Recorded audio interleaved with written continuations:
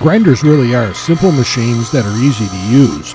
But if you don't take the time to learn how to use them properly or just get careless, grinders can bite you just as fast as anything else. In this video, we're going to look at the basics of operating a grinder and doing it safely. Far too often, we've seen grinders that have had their guards removed. But we have to remember that manufacturers like Jet that made this grinder include the guards for a reason. This is my 8-inch Jet grinder, and you can see it has a heavy-duty cast iron safety guard. If something should go wrong that causes this stone wheel to start breaking up, the guard's designed to contain those pieces. I always use this grinder with the cast iron wheel guard in place. I also leave the clear upper shield in place. The upper guard lets me see what I'm doing, but protects me from the flying debris that naturally occurs when grinding.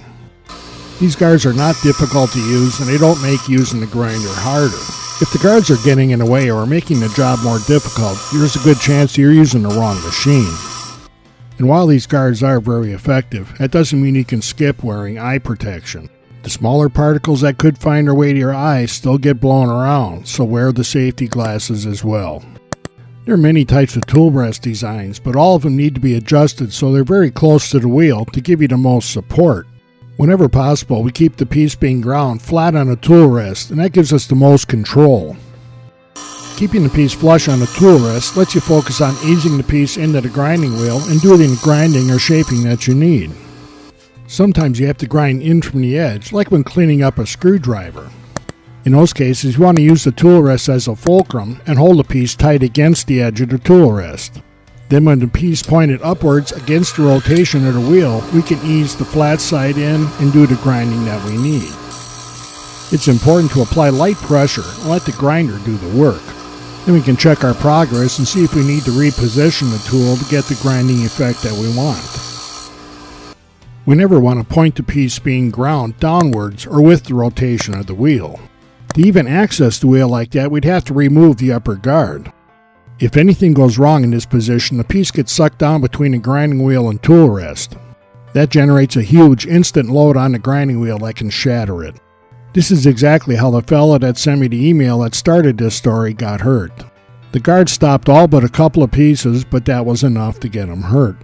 Without the guards, his injuries would almost certainly have been much worse. Trying to grind something on the side of a stone wheel is another good way to blow it up. These stones are not designed to have any kind of pressure applied to the sides.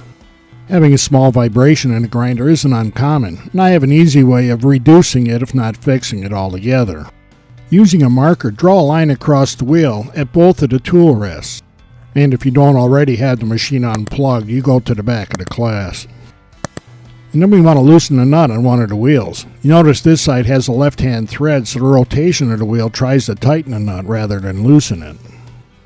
Make sure that the line on the other wheel is at the tool rest, and then lightly clamp it in place because we don't want that wheel to turn. Now go back to the loose wheel and turn it so its line is 180 degrees out from the line on the other wheel, and then retighten the nut. Put the guards back in place and then start the machine up to see if your vibration is gone or is lessened.